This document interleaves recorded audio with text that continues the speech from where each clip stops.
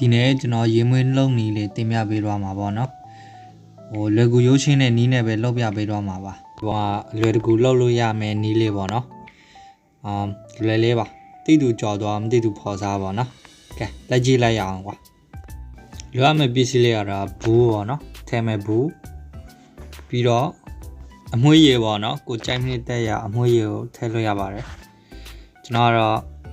ဗန်နီလာနဲ့ချယ်ရီပေါ့နော် Mixo Fest ပေါ့နော်ဒီကောင်ကတော့ထိုင်းလို Masco Folk ပေါ့နော် Masco Folk လို့ခေါ်တယ်ပြီးတော့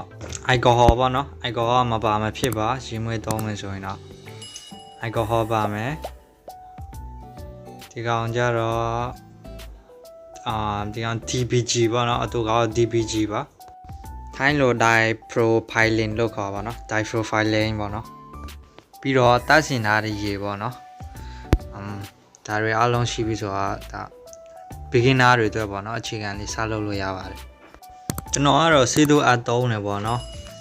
alcohol ကိုတော့ကျွန်တော်6 ml လောက်ထည့်မယ်ပြီးတော့တတ်စင်ထားတဲ့ရေကို9 to 10ပေါ့နော်6လောက်10လောက်ပေါ့နော်90 ml လောက်ထည့်မယ်ခဏ DPG ပေါ့နော် DPG ပေါ့3 ml လောက်ထည့်မယ်ပေါ့နော်အကောင်ကိုနော်ဒီတိုင်းပဲဆေးတို့အပ်တဲ့အတိုင်းပြီးတော့ဒီတိုင်းထည့်လိုက်ပဲပေါ့ပြီးတော့ခဏ Mixo Fest ပေါ့နော်အကောင်ကို 0.2 ပေါ့နော် 0.2 3အဲ့လောက်ပဲထည့်မှာနည်းနည်းပဲထည့်မယ်ပြီးတော့နောက်ဆုံးအမွှေးရည်ပေါ့နော်အမွှေးရည်ကြတော့ကိုလိုဘယ်လိုပြောမလဲကိုမွှေးချင်မွှေးသလောက်ပါအနာပြင်းချင်တာလို့ပြင်းသလောက်ပါပေါ့နော်ဘူးလေးတေးသေးလေးနဲ့ရှိတယ်အကောင်ကွာအနာ2မျိုးလိုချင်ကွာ2မျိုးလုံးဆက်မှာပေါ့နော်3မျိုးလိုချင်3မျိုးပေါ့ဥမာဟိုအနာနည်းနည်းစင်တဲ့အရာတွေဆက်ရင်ပို့ပြီးတော့အဆင်ပြေတယ်ပေါ့နော်ဥမာ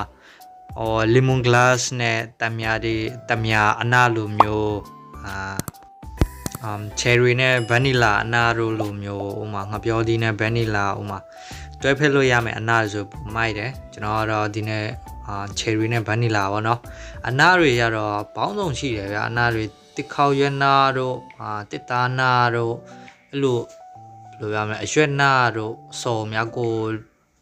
စင်ပြေမဲ့ကိုသဘောကျမဲ့အနာတွေကိုရှာဝယ်လို့ရပါတော့အများကြီးလဲရောင်းမဲ့နေရာလေးအများကြီးရှိတယ်ပေါ့နော်ကိုအစင်ပြေမဲ့အနာ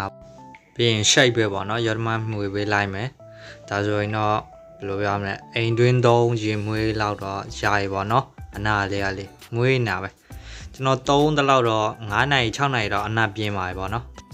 ကဲခေါင်းတို့ကြိုက်ရင်တော့ share ပေးကြအောင်နော်မသိတာရှိရင်လေချက်ပေါ်မှာလာမေးလို့ရပါတယ် okay